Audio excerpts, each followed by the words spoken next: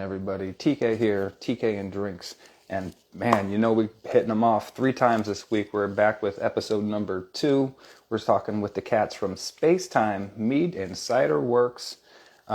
We got some new owners at another meadery, and we're going to be hitting them up with another one of our Inside the Mead Maker Studio series. Do a little bit of a excuse me, a little bit of a get to know you with some new meadery owners. So it looks like they just popped in here. So let's see if we can't get them a request sent over yesterday. Actually, yesterday was a little bit of an audio issue, but hopefully today is a little bit better than that. But I'll definitely take a connecting the first time. Hey, groovy like a drive-in movie. Hey, how are you guys doing today? We're doing well. Good. How are you? I'm doing phenomenal. Thank you guys so much for joining me, everybody. This is Melody and Kyle Stout. They are the new and current owners of Spacetime Mead and Cider Works there in Dunmore, Pennsylvania. How are you guys doing tonight? Good. Fantastic. Thank you. Thank you for having us. No, thank you guys for joining me. Dan's a very special person in my mead life, and I would be doing you guys a disservice if I didn't at least give you a chat. I hope he had at least some nice things to say about me. Oh, yes, Yeah. certainly, for sure. He was very complimentary. Oh, well, that's too kind of him. So why don't you give us a little introduction about yourself, your history and background as up-and-coming mead makers, and we'll kind of just go from there. So, we started making mead a few years ago, rather in the middle of COVID. And we had tried some at Colony Meadery, which is a local meadery in Bethlehem, and we Hmm. thought this is cool. So, we decided to get some honey and a gallon jug and see what we made. And we made the world's worst batch of mead ever. Um, it We've was all got one of those.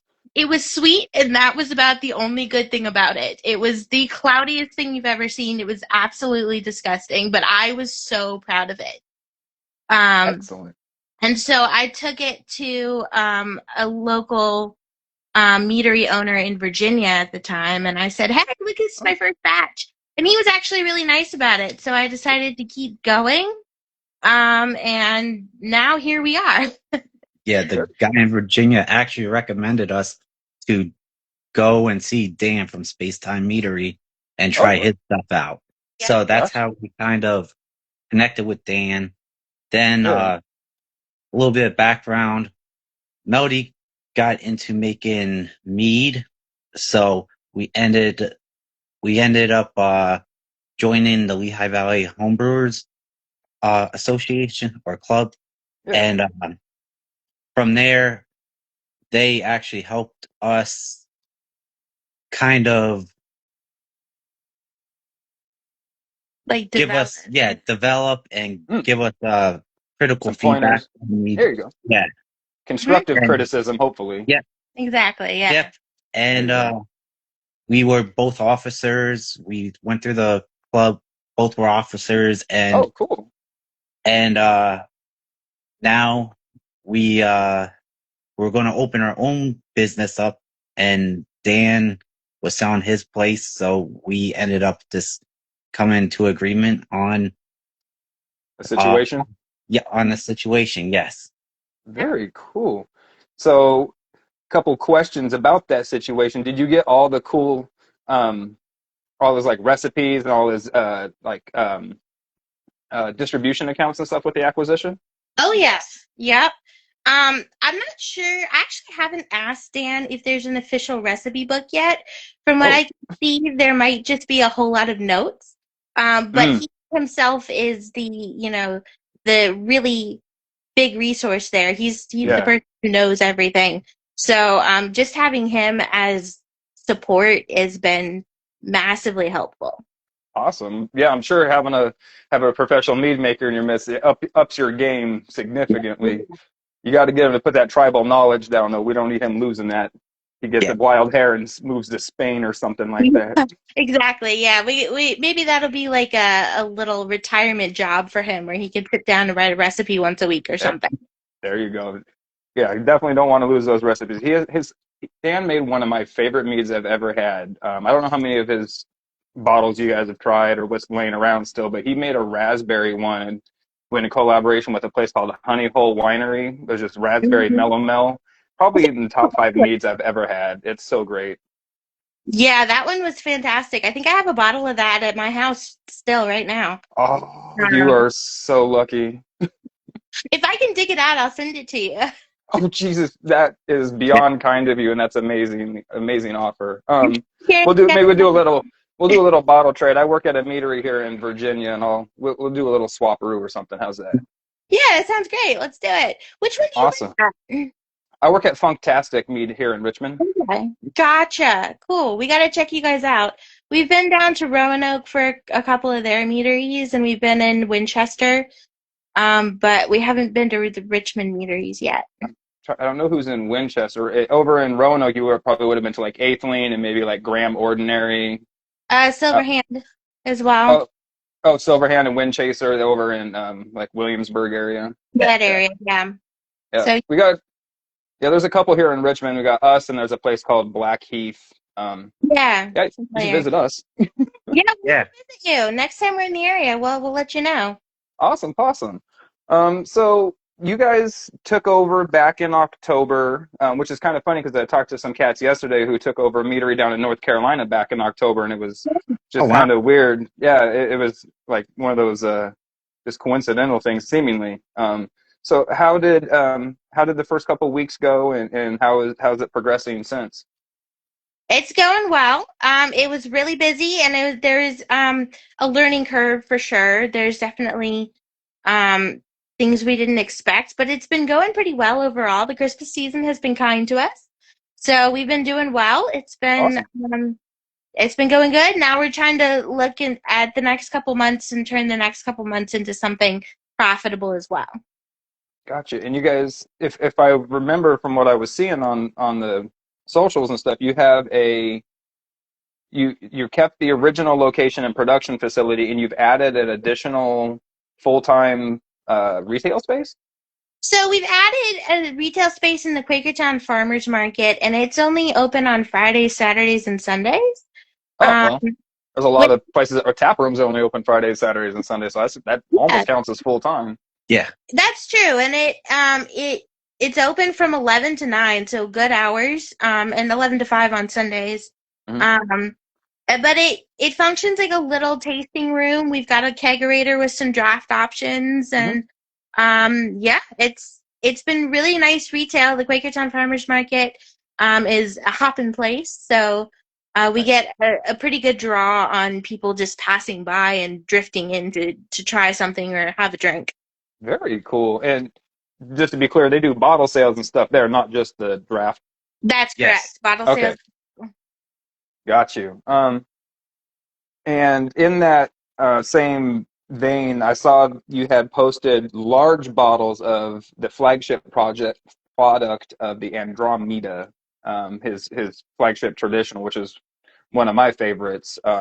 Actually got to distribute for Dan a little while when I lived in Arizona, and that was probably one of my better selling products. Oh And that's it's cool to see it in that bigger format. Has that been going over well with the customers? Quite well. In yes. fact, it's been going over so well that we put another batch in the tank as soon as we finished bottling the last batch. So I'm It's shooting. kosher now as well. Yeah, I saw that on there. I didn't know what you had to do to make that happen. Hopefully, it wasn't too much. We have kosher tanks, which means that they've never touched a grape and that they are Oh, properly overseen by a kosher rabbi who does excellent. it for us. So he reviewed our mead making techniques and said it counted. So we're able to put that on the bottle. Awesome, possum. Yeah, I know Dan had learned and came up from the winemaking side. Apparently, there's a significant number of winemakers in the area and stuff. But that kind of surprised me that you don't that none of those tanks have ever had grapes in them. But now that think about it, I don't know if I've ever seen Dan do a pint. No, we've done some pie mants. We actually have one in the tanks right now. Oh, But we have specific kosher tanks that oh, there you go. That being makes both much more kosher. sense. Yeah, I so we should have two of them. Yeah, I should have known that. I worked at a place that had kosher tanks, and yeah, hello, just keep your set of kosher equipment, all your hoses and your connectors and all that separate. Yeah. Exactly. We even have a Got you. kosher pump. Oh yeah, absolutely. You got to have the You got to have everything specifically for that. But like you said, it opens you up to a larger audience. And actually, I think that's a pretty neat thing because if there's a lot of people out there who are going kosher and they probably don't have a lot of mead options available, this is Right. pretty much the first time I've seen a kosher stamp on a mead bottle. But I guess I can't say there's not others out there, but very cool avenue to go. Thank you. Yeah, we'd like to expand that if possible. Reach out to some of the Jewish community and Hmm. offer that to a wider market if we can. Excellent. Are you going to be continuing any of his older traditions that he had from the meter? I know that at one point he was doing an annual art contest for one of his flavors, and he would have a label art contest. Sorry. Mm-hmm.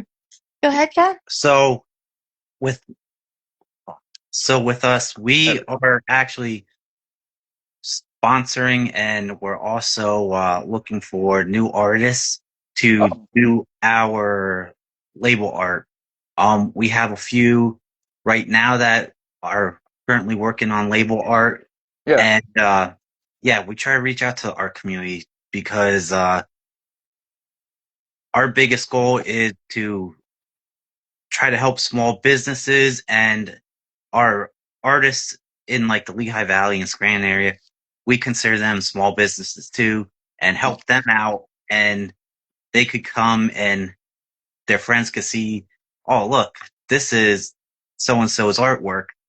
We really like this, and they come and they grab it, or it also puts their there are out there, and we have a QR code on the back where they could scan to go right to the artist's web page, or On the back of the label. yeah, on the back of the Yeah. label to go to their web page or their email or wherever they want Yeah.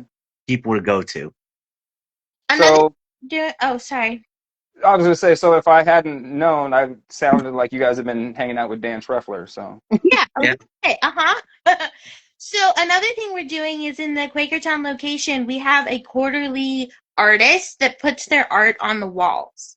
And oh, that could be like a paintings type of artist, or we have a fabric artist who's going to be doing some stuff. yeah, And so that's part of continuing that tradition of the label contest. But we also awesome, are looking to actually continue the label contest. very We cool. don't have specific details on that yet, Sure. but we're definitely trying to continue on in the spirit that Dan has had. It's really important to us to continue with the space time legacy and the space time reputation, and support those things that Dan supported that we also feel are valuable as well. Yes. It And sounds like he found the right people.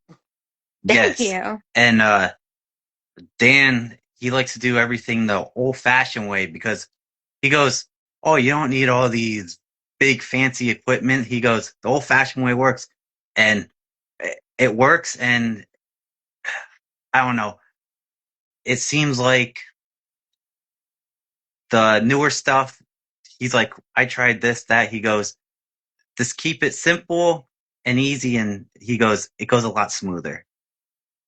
He's not wrong. There's a Yeah. lot to be said for simplicity, and I definitely get there's guys out there that have the big, multi-thousand-gallon variable volume tanks and all these different things, and they're convenient for this, that, and the other thing. But Yes. it, there's one thing that I always say to people when I'm talking to them is like, especially when they're trying to do that transition from homebrewer level to commercial, is like the only difference between homebrewing equipment and commercial equipment is the license of the operator behind it. You know what I mean? There's no reason why you can't be producing commercial meads out of the same 5 gallon buckets you were homebrewing in, so to speak, Yeah. as a commercial mead maker. It doesn't always make sense to just instantly upscale to those larger tanks. And I know Dan had some pretty nice equipment for. I mean, like I said, it's not the newest, flashiest stuff. He doesn't buy crap. He's got quality Yeah. equipment.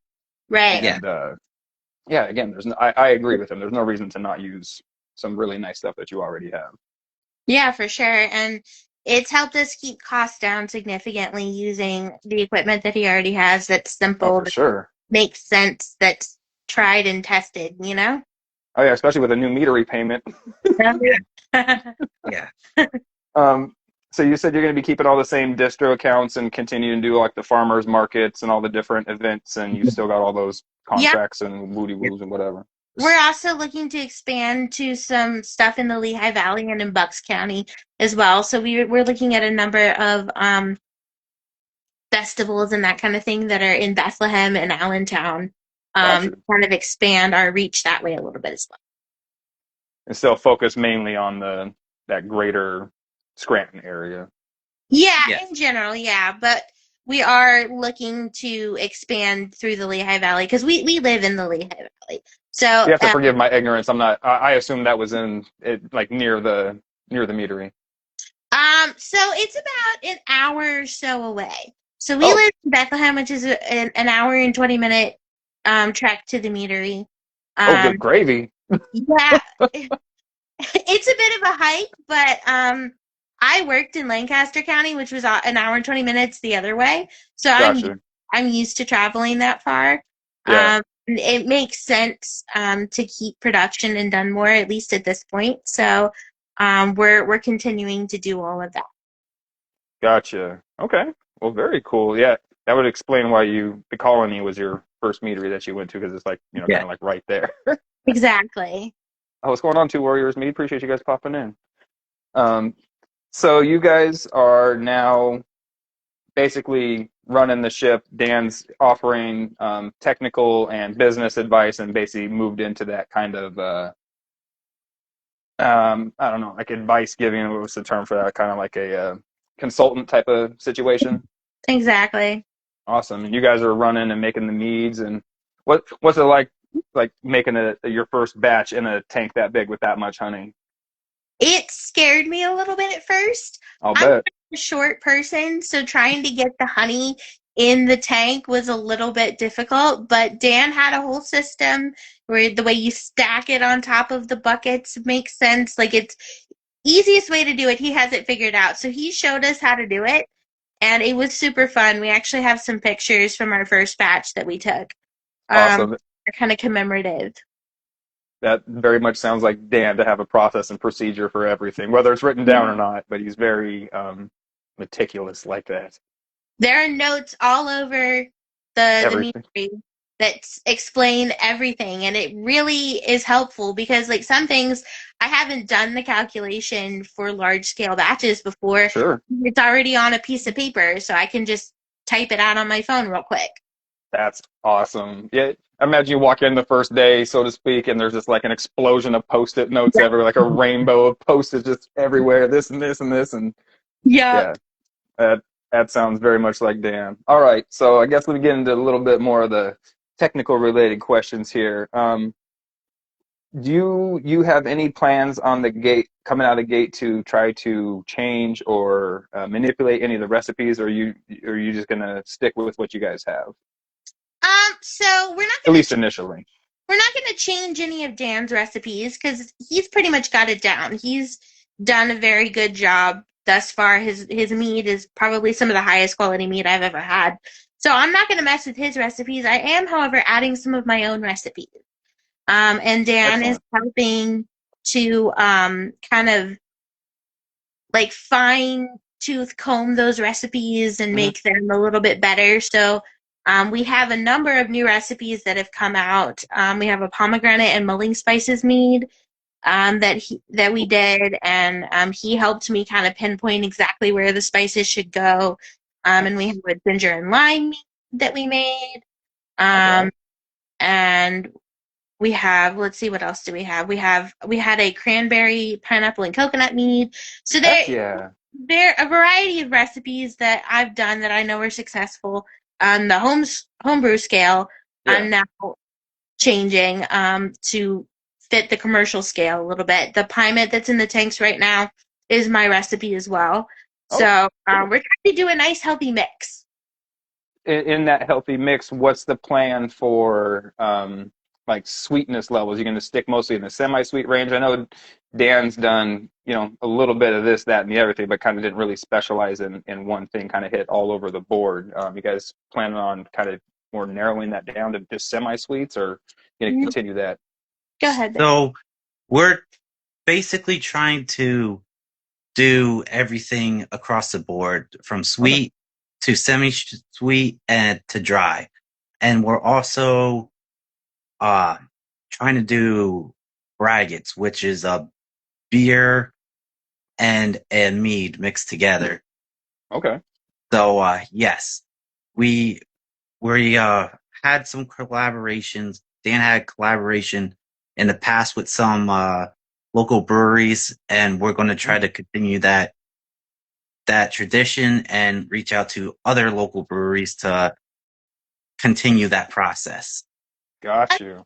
Another thing is that dry mead is rare. People don't drink a lot of dry mead, but people who are winos like dry mead. So, go I have to ahead. vehemently disagree. I would say dry mead is like wildly around. It's everywhere. I would say you find more dry leaning meaderies than sweet leaning meaderies, but I think the sweet leaning meaderies get more popularity and more shine. Interesting. I've Yeah, I've really run into a lot of sweet people and a lot of people who. because you're on the north. I'm sorry. It's because you're in the north. Like you guys are Yeah. on the outskirts of like the Great Lakes region. That's like known as the sugar belt. That's where a good majority of sweet meaderies are. I mean, I can probably name 4 or 5 that are just solely dry meaderies, and Okay. that's one of I'm here for dry meads. I think people should definitely make them more, especially really technically well made ones. But I would say there's definitely not a shortage of them out there. Just Okay. regional pocket shortages. Let's call it that. So I can understand why it would appear that way. Travel and Yeah, this. get out of the area Yeah. and see some more for ourselves. I've definitely met a few people who thought dry meads were like the devil. So I'm drinking a strawberry lemonade bone dry mead right now. That's an award winner. that sounds I delicious. it it is, but there's so many people that, like you said, have that give you that dry mead. It's unless you're a wine drinker, most mead drinkers kind of scoff Yeah, at it, which is really yeah. unfortunate because like a really well made dry mead has such a unique terroir to it, like from the honey and the yeast profile and whatnot. I definitely see that our dry meads are purchased more by people who are wine drinkers than like mead drinkers. Most people who like mead for itself Yeah. come from sweet mead. So I would say the majority of our meads are going to be sweet to semi-sweet. Hmm. But we are sprinkling in some dry there because it's selling. Absolutely. Yeah, and it totally makes sense for your customers, as like I said, Dan living in that whole area, being a wine region, and him hanging out with winemakers and being a wine guy himself. And that's actually, I think, one of the things that really benefits him. There's a lot of mead makers came from like the beer brewing side and then got into making mead, and he came the other way. He came from making wine into making mead, and I think it really shows in his knowledge and understanding of like the fermentation process, and like you said, with his tanks and whatnot. He's got that down pat. He learned old school for some old school guys back in Yeah. who learned back in the day and stuff. So whatever that dude tells you, man, I would take that to heart. Oh yeah, I agree. He's definitely altered the way that I make mead as well. Oh, I can I imagine. was a religious Tosna fanatic as a Hmm. home brewer. Religious. Like I was into that. Yeah. And he told me it really wasn't necessary, and he said, "I'll prove it to you. Let's try this batch and see what happens." And guess what? It was just as good sprinkling the yeast on top and letting it go as it was adding all my staggered nutrients. I I think mean, um front loading it versus yeah, staggered. Yeah. Yeah. yeah, exactly. And sprinkling the yeast on top instead of doing like a yeast slurry with Go Firm and all of that, because I Mm. would spend half an hour making my yeast slurry, Hmm. stirring it, getting it Oh, to we all do. 100 degrees, Yep. and it worked for my home brewing, and I think it worked well for my house being weird with temperatures and that kind of thing. So it provided a good base, but it's really not necessary for making it professionally, especially if you have a temperature controlled room or a room that's generally cold in temperature. So that was interesting to me to find out it really wasn't necessary when I spent so much time on it before. I think a lot of people get it in their head that it's it's not that it's not doable. I think it's just that people want to do something like consistent. They feel like they have more control over it. You know, there's not a Mhm. lot of people that want to leave. I think less people want to leave things quote unquote to chance than Yeah. not. You know, there's meaderies out there that only do wild ferments, which I thought was pretty wild. Right. There's a guy in North That- Carolina who has a whole wild ferment room that they've cultivated their own yeast strain in there, and that's everything they do comes out of that one thing. And it's pretty freaking wild. Um, so I definitely know there's definitely abilities to do it that way, and if you can continue to make a repeatable product, you know, hey, like you said, do what works. If it ain't broke, keep it simple. Yeah. Exactly. So, is there any other industry professionals you guys would like to collaborate with, or somebody that you guys have thought? I know Dan had his previous collaborations, but is there anything that you guys have like, man, we'd really like to work with these guys? You know, I know you're doing the artist thing, which is I think is even cooler collabs, but maybe like in the mead making world. I'd say honestly, we're open to people who are excited about our product, like we're excited about theirs. Um, Cool. I wouldn't say we have anybody necessarily picked out at this point. Sure. There's a couple other members of our homebrew club who are looking to go pro, so maybe some work with them when they get their licenses. Love it. But we're open to opportunities, and we'd like to see what comes our way. Yes. Very cool. So having been at this for say, you know, three months or more now, October, November, December, coming into January, what expectations did you have when you came in, as far as like upscaling and growing your batches, and you know, how is that differed from your actual experience? I would say I was expecting to make more meat and have fewer options. So like make larger batches but less different varieties of meats. Okay. And what's it's turning out to be and how it's kind of working is we're making, say, a large batch of a traditional and Yeah. then splitting it up and adding different ingredients. And so we're having a bunch of little smaller batches Yeah. of different things, Hmm. and then having a wider variety as opposed to just having like 1,000 bottles of one thing. Yeah. You take your large batch, you break it down, do some post fermentation adjuncting, Yes. Exactly. and then release those as yeah, that's definitely a very good technique to use, especially when you're at the beginning. You don't have I don't even know how many tanks Dan has, but or you guys have, I should say. I keep saying that. I apologize. That's very rude of me. How many tanks y'all have, but it's very it's We very cool to see you guys going that route. Yeah, we actually had a number of tanks of our own, and he sold a few of his tanks. So Oh, we have maybe 4 or 5 200 liters and 5 300-liter tanks. okay, wow. So you guys definitely have some, and you can still obviously always go down to smaller. You know, if you get some homebrew, you know, conicals or 30 gallons or something like that.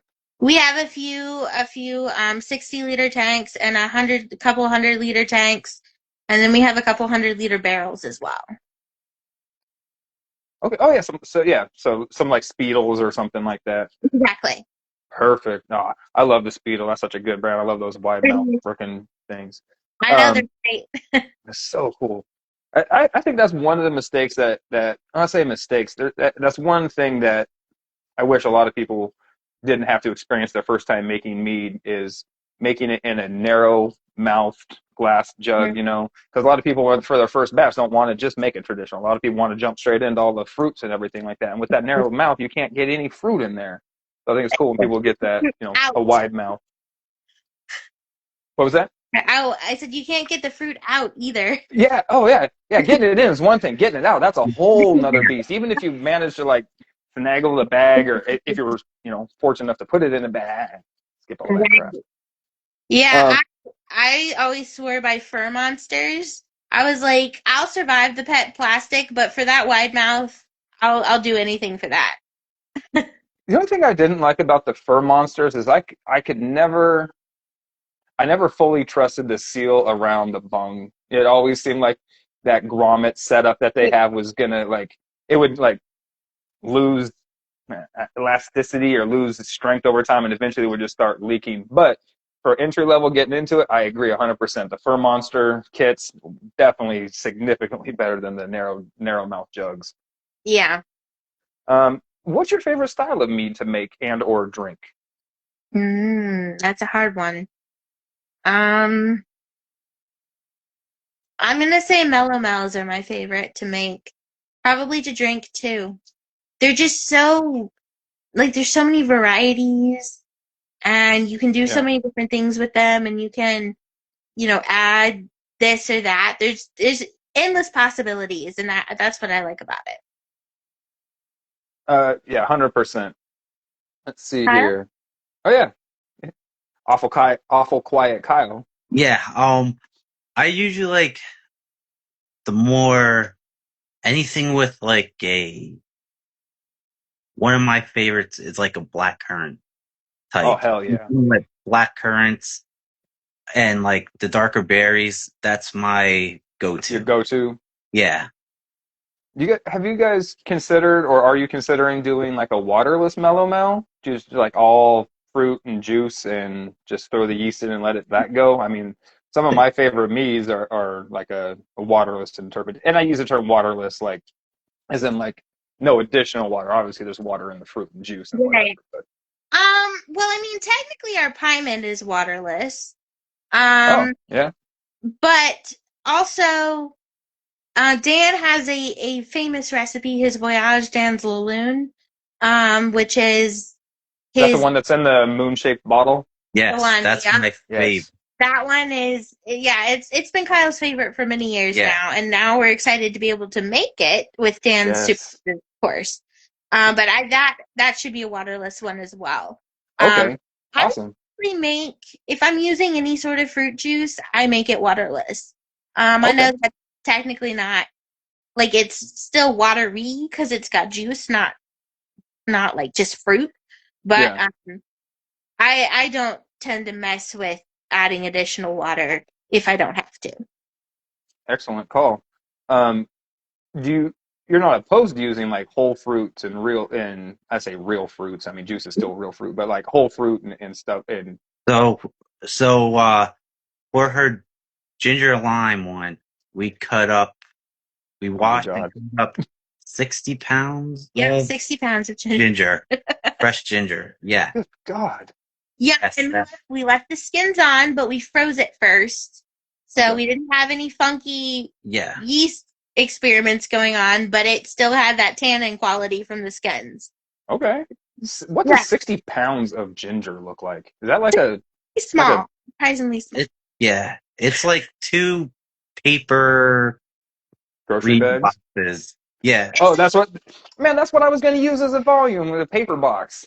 Yeah, Yeah, that's it's basically two of those. That's still a lot though. I mean, that's it was a lot. It was a Yeah, lot, yes. my yeah, hands were numb afterward. and probably surprisingly tingly. Right. Um, so you guys don't really need to do anything, changing any processes and procedures or anything. You guys pretty much got that dialed in. You've got some great, you know, advice going on that way. In your opinion, what makes a mead great, or what makes a great mead? I don't know if those are the same question or different questions, but You're not gonna like my answer. Luck. I love that answer first of all because it's very accurate in a lot of situations. Yeah, I think the right mix of the right time, the right ingredients, the right care, and just being really, really lucky makes a Yeah, meat truly great. And the real test of whether a meat is great or not is if you can reproduce it.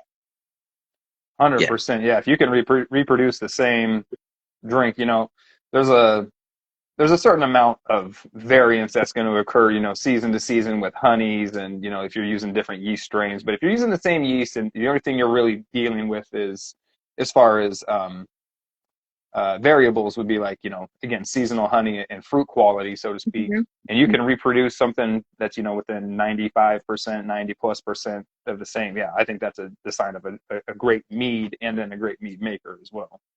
Yeah, for sure. Do you have Um, that, Kyle? Um, yeah, what makes a great mead, Kyle? it would just for me would be the structure and like when you, I don't know, it's the taste. I don't know how to explain Like it. perfectly balanced? Yeah, perfectly balanced. Because you can have mead that's like, especially when we were home brewing, it would be like Melody would be like, "Oh, try this," and she goes, "Okay," she goes, this tastes flabby or this tastes this way," and Yeah, then it's all about backswinging, messing with tannins, messing with all different things. Acid, yeah, the big Yeah, one. and it's just a big science experiment. yeah. That's actually probably one of my favorite parts about making mead is Mhm. basically it's just like science class you can get drunk on. Yeah, Right. there's many times where Melody would be taste testing here at the house when Yeah. Bloomberg, and then she goes, "I think I'm drunk." I said, "Okay, time to go eat." I've definitely got trashed at 10 in the morning trying to balance a mead before. I can't say I've never done that. I can only say I've never done it balancing mead. I just get trashed on mead at 10 o'clock in the morning before. It was Um, really high ABV mead though, and I was having a hard time with it. So Fair enough. Um, yeah, I haven't made any really high ABV meads yet. I've been kicking around in like the 9 to 13 range. okay, I'm consistently at like 15 or 16. Okay. So and Dan has warned me that people don't like to drink those, so I'm working on it. I wouldn't necessarily say people don't like to drink those. In my experience, so I bartend at the meadery, and when people start seeing the higher volume, they start having, you know, 15, 16% is not far off from 20, and a 20% is the same thing as like a Bailey's or like a Kahlua or something. So people start getting these like preconceived notions and everything. Like Right. it'll sell, but it definitely has connotations. I'd say the bigger reason not to do that type of stuff is taxes, because once you get That's over a certain percentage, then your taxes like fucking shoot up like a skyrocket, and you go from like cents to dollars per gallon. Yep, as soon as you hit 15, That's what I'm saying. yeah, Yeah. I think ridiculous. that's the vast majority of reason why mead makers keep their stuff at 14 and under. Yeah. Yes. Yeah. Um, so I guess I got some little bit more thought provoking type of questions. Other than like general advocacy as the mead industry as a whole, what do you think is the biggest hurdle facing mead makers? Gen Z isn't drinking. That is true. Yeah. Very So true. I'm finding even at Q-Mart when we go in, it's the 40s and up are coming in and wanting to Mm, have a drink and buying bottles. And maybe that's a function of they have more money, or maybe that's a function of Gen Z isn't that interested. Maybe Gen Z is partaking in weed a little bit more. Um, significantly more.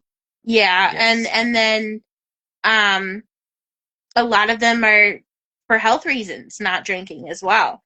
So appealing to the younger crowd, especially as the industry gets older, I think is going to be a difficult thing, and it's going to be hard to find those people that do want to drink and in Gen Z that are going to like perpetuate my business, you know?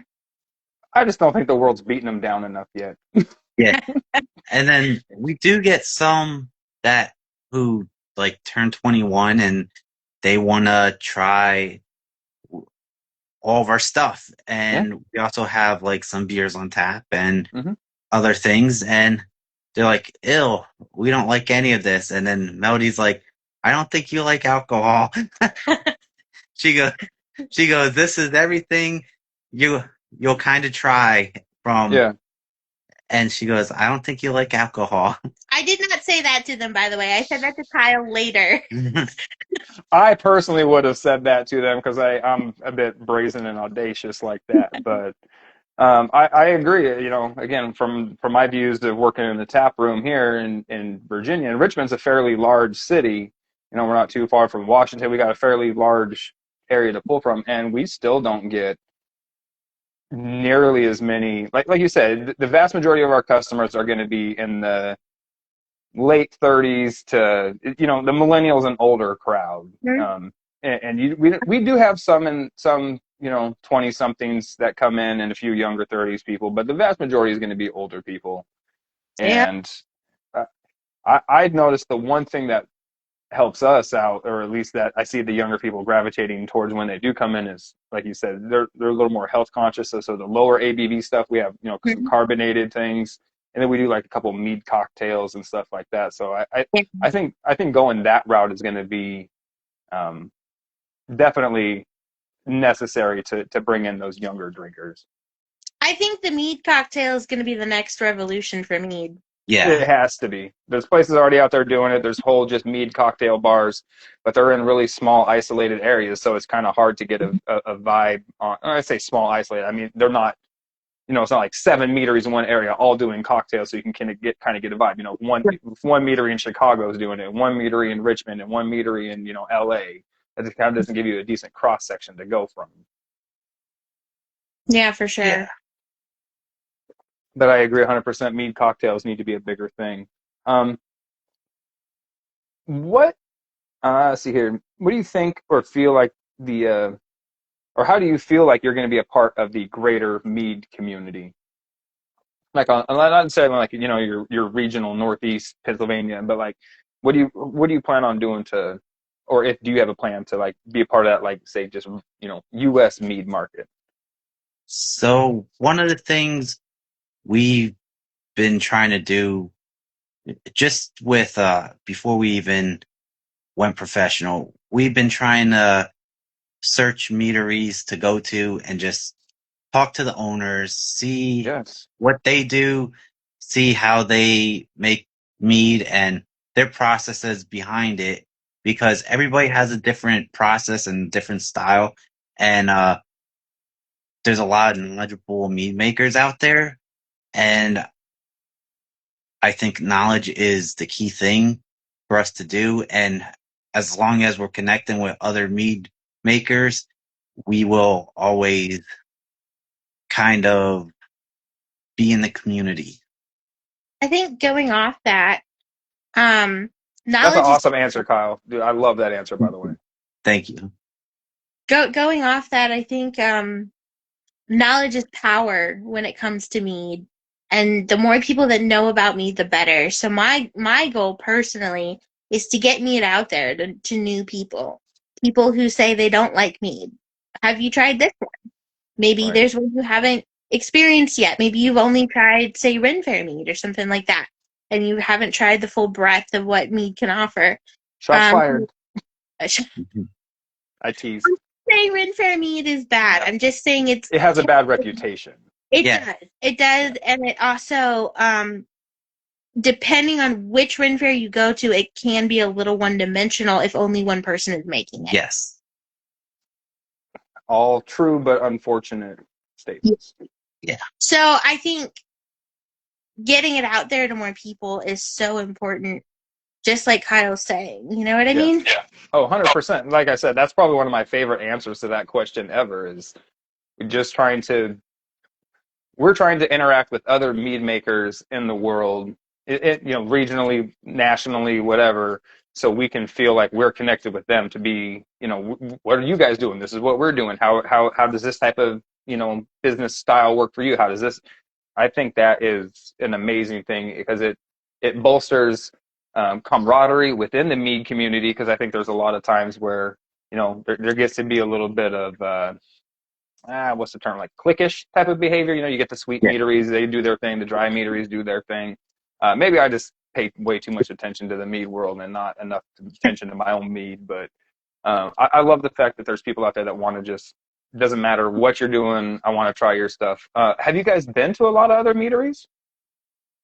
Not as many or as any we go to. other than Colony? So we, Oh, you said the ones in Virginia. I apologize.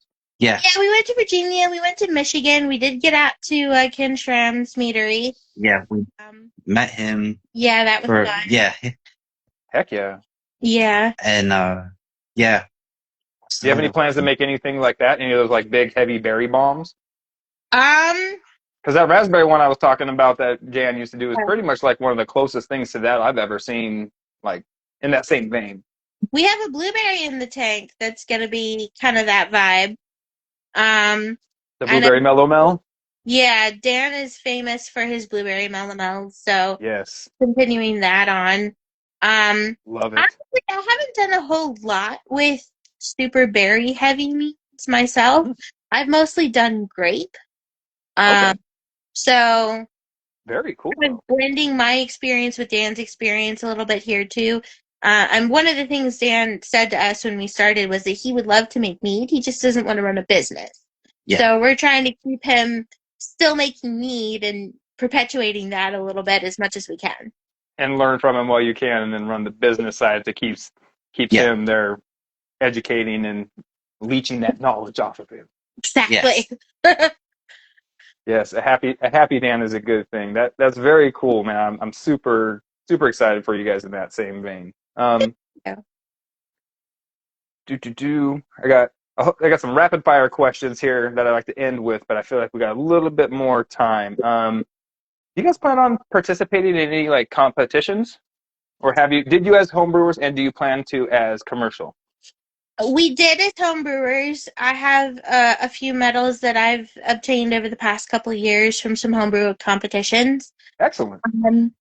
I'm looking to do commercial competitions right now. However, um, cost of entry is kind of a big thing. I So was like, just going to say that. It's like cost of entries suck. It goes from $5 to $10 a bottle to like $50 to $100 a bottle. Yeah. Like, if not more, yeah. So we're oh trying to yeah, figure out. Orpheus Cup. I want to say it was like $250. Like, I couldn't believe those guys when I was reading that shit. I've heard of some that are like $1,000 a bottle. Oh, It's absolutely GTFO. I know. Yeah. It's crazy. So I'd like to get some more medals. I mean, Dan's rolling in medals. Dan has giant stacks of medals just hanging out in the meadery. So Oh yeah, I'm sure. we don't need more acclaim, but I would like to get some for my recipes if I can. Absolutely. So I'd like to do that. It's just going to depend on how much money we're making if we can afford to send them in. Yeah. Real talk answer right there. That is definitely a thing. Are you guys members of the AMMA or the Mead Institute by chance? No, actually. Excellent. I was planning on joining when we started up our meadery, but then I don't know if we have an AMMA membership with Spacetime or not. So I gotta actually look into that. Thank you. I wasn't trying to encourage you, just for the record. All right, so we'll go ahead and start shooting over some rapid fire questions. So these are a little more like off the cuff, get to know you personally type of questions. You know, I think it's more fun when everybody kind of knows each other. Mhm. So we'll go alternate back and forth. So we'll start this one with Kyle first. What's the first thing you think about when you wake up in the morning? Try to think. I'm a person who loves marketing, so my mind goes to what can I do different than everybody else to get out. What about you, Melody? Honestly, I'm trying to think about how to turn the lights on for the lizards. Yes, they need their warmth to survive after a cold evening. They do, for sure. All right. How about going back the other way now? Hot or cold? Hot. Cold. Toilet paper over the front or drape in the back? Run. Front, and that is the correct answer. That is the only answer. It's what's on the patent, and people who do it the other way are. They're wrong. Yes, thank you. I was going to use much harsher words, but I like that. Ooh. All right, Melody. Favorite breakfast cereal from when you was a kid? Fruit Loops. Excellent choice. Oh Kyle. man. Or it can be today if it's still jam on the breakfast cereals. He Um, does. He does. yeah. I don't because I'm like I don't do carbs much Like, anymore because I'm boring. probably peanut butter Captain Crunch. Oh man! All right, Captain Crunch detour real quick. Cuts up the top of your mouth or does not? Yes. Yes. I love you guys. Uh, all right, burgers or pizza? Burger. Kyle. Oh, Oh sorry. no, I, Oh, you're good. I'll gosh. I'll have to be a burger. All right, let's mix it up. Tacos or burgers then? Burger. tacos. Yes, tacos. All right. See, Melly, first car, Um, Honda Civic. decent Civic or like just a basic Civic? Sorry, I'm Basic. like a nerd into It civics. was it was like your classic like little piece of junk Civic. Not a race car, not one of them zippy Honda race car Civics. No, but I did run it out of oil. Oh, that Yeah, sucks. I killed that one. Oh, Kyle. I had a 96 Ford Explorer. Hey, that's not a bad first car, man. You can take all the homies around in that. You can get into some trouble in a Ford Explorer. Yeah. The old Exploder back then. Yeah. Holy cow. Um, see here, Kyle. What is the worst job you've ever had? The worst job I ever had was probably Yes, the wastewater treatment plant. that I can understand why that would be a terrible job, but I'm going to need you to go ahead and tell me why that was a terrible job. Oh my gosh. The smell, first and foremost. It was just, man, I don't even know how to say. They weren't exactly sanitary. Yeah. Enough said. I guess I take it back. I don't want to know. I redact my question. Retract my And question. Holy when cow! you're there and some people want to go have sludge on their hands and then they Head to go and lunch. head to lunch without washing their hands, you're like, okay. I'm You're like, done. That's a yeah. wrap. That's a wrap on this. I think more of you for not being there anymore, sir. You are a better person for that. What about you, Melody? Worst job you ever had? Had to be lifeguard. It wasn't like Really? necessarily that bad, but I have really high anxiety, so every night I have nightmares about babies drowning. And Gosh. that was pretty traumatic. Oh my God.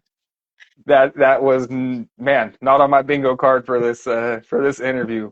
Lifeguard because I'm overstressed. But Yeah. hey, I have anxiety like a mother trucker, so I could totally get that. I would be sweating every day I went to work. Oh man, who's gonna drown today? Who am I gonna have to save? I couldn't just relax and like just go with the flow, so to speak. Yep. Um, all right, Kyle. If you could have any superpower, what would it be? Man. Oh, superpower. I would always like I guess mine's kind of like a mix. Like I always want to be like a ghost, so I like want to be able to like go through walls, want to be able to fly, I kind of want to be able to be invisible. Um, I would think Just so I don't have to do chores mostly. probably mind reading. Dangerous. This guy is dang. Want to be able to mind read? You want to be able to sell more mead through the mind reading? I'd be like, I see you. I see you. I was gonna say the same thing. I We really was. I've been doing this for this is 26 coming up on 5 years now in April, and I don't believe I've ever heard two people say the same thing. Let alone I think this is the first two mind reading ones I've had. That is man, you guys are on like the same wavelength. No wonder you guys are a unit there. What's your current favorite beer or mead that you're drinking? Yours or someone else's? Um, so I would have. I can't even say dance me. What's the one? Dance, dance Yes, balloon. I like that one, Mm-hmm. and I like Black from Colony.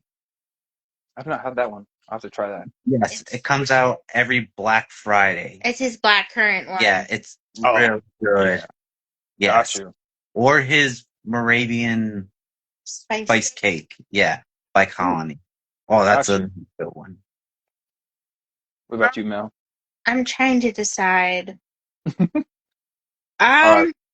I'm gonna say mulety that I made because Ooh. why not? It's my ginger and lime one, and it is just Okay. so Like a it's Moscow Mule type thing. it's Yes. like drinking a ginger beer, but like vibes. Do you know what I mean? I am on board with that. I'm not a big ginger beer fan, but I do like ginger meads because they don't have that quite. I think personally, I think the combination of the carbonation and the ginger is like a bit much for my palate. Like I think I find it a bit offensive. But ginger meads, when done well, I think it adds that ginger adds a certain I don't know, je ne sais quoi, a little bit of that like adds to the what's the term the whole is greater than the sum of its parts. Yeah. Ginger is usually one of those ingredients that helps contribute to that. Right. It's got the like the mouth feel and it's got like the warmth but not necessarily the burn. It's yeah. Exactly. Yes. See. Yes. Good people making ginger mead understand that I'm on board. Favorite out of town brewery or meadery? I'm gonna say Misty Mountains Mead Works in Winchester. They're little tiny out in the middle of the country, but Wind they make some solid. Windchaser Winchester. Winchester, in Virginia. Winchester called Mist. Oh, up there way north, Misty Mountain. Yes. Mm-hmm. Yes, they have a like a black and yellow beehive type of logo thing going on. Yeah, I've not had any of their stuff yet. I'm Good vibing deal. with it. I'm vibing with it. Yeah. All right. Very cool. What about you, Kyle? The one in Delaware. Birmingham? Birmingham. Birmingham. Yeah. Oh, The you know vibe. John. You know their head brewmaster, John Talkington. They have a brewery called Bear Cult as well. You should definitely try some of their beers. And he used to work at Dogfish Head and developed a bunch of their recipes, as I understand. I could be wrong, but if memory serves and I'm correct, he developed their like 90-minute IPA recipe. That's Wow. awesome. Look at him go. So I actually distributed for them. So at the same time, I distributed for Space Time Mead and Cider Works. I felt that was a very healthy combination of guys to be distributing. It was a fun Yeah. experience. That's awesome. Yeah, thank you. Pool or darts? I should say billiards. Billiards or darts? I If we're like out the bar, billiards. I love shooting some. Darts. I'm not See, any good at it, but I like the idea of hitting people with them. you must be a D&D player. I wish. I don't have time for D&D. Me neither anymore. Favorite or yeah. Favorite or best Halloween costume? Melody. I had one where I put on a shrug and a right turn signal, and I was the right to bear arms. Excellent. Um, I was half skeleton, half human, so half my face was painted as a skeleton, Yeah. and I wore all black, like dress shirt with I forget, a white tie and all black baseball cap. That one was pretty cool. I On like the back that. of my head. Yeah. That sounds like somebody. I don't know if you guys ever saw that movie from the '70s called The Warriors, but that sounds like Oh one of yeah, their Warrior. Yes, yeah, that's it sounded like from the yeah. Baseball Furies or something. That's awesome. All right, two more questions and we'll wrap it up. If you we'll start with Kyle here. If you could star in any movie remake, who would you replace as the actor?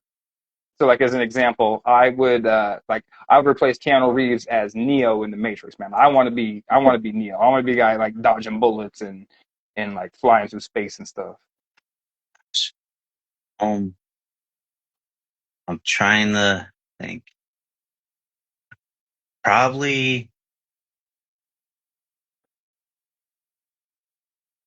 I Mel, would if you got one.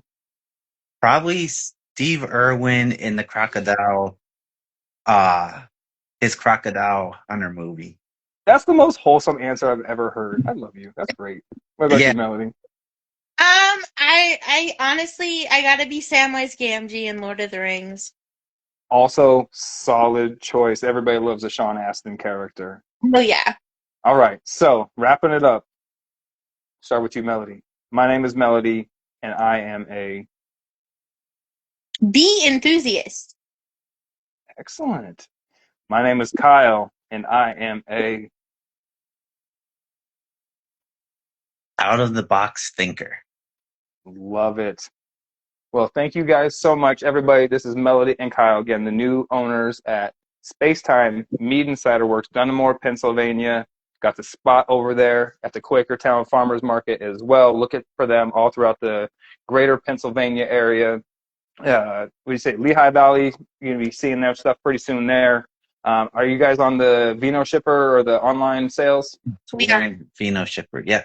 Yep, check them out there as well. And thank you guys so much for joining me. It's awesome to see that there's people out there, that the meat industry has grown enough to where there's actually meadery sales taking place. Because these two that are the first that I officially know of a meadery transaction, like officially changing hands from one person to another. I know there's been other attempts in the past, but this is super cool, and I'm super excited that you guys got to do it. I'm excited to follow your guys' ventures, and we'll definitely go ahead and get together on a little bottle swap or something. Yeah. Yeah. Let's do it. Yeah. Because I think my heart skipped a beat when you said raspberry mead. Yeah. I'm gonna go look for that right now. Yeah. I'm gonna see if I have it. You're too very kind. Hey, John, what's happening? Appreciate you popping in, brother. Have a good night, you guys, and thank you so much for joining me. And we'll talk again in the future. Thank Yeah. you. Yeah, Yes. definitely. Yes. Yes. Awesome. Thank you, guys. Have a great night. You Yeah, too. you too. Bye-bye. Bye. Thank you. Bye.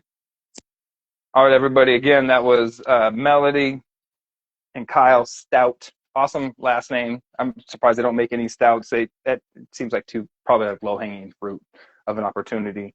Um, again, Melody, Kyle Stout, the new owners, Spacetime Mead and Cider Works. Thank you guys so much for popping in. Appreciate everybody who came through watching through the live stream, who's watching this on the replays and all that stuff. Tomorrow night, if you're watching this live, I'm going to be doing one more interview. If fingers crossed, if I can make all the stars align. So I'll see you guys tomorrow night, and we'll get these posted up on Instagram or on YouTube and all the other socials as well. Have a phenomenal rest of your night, everybody. Peace.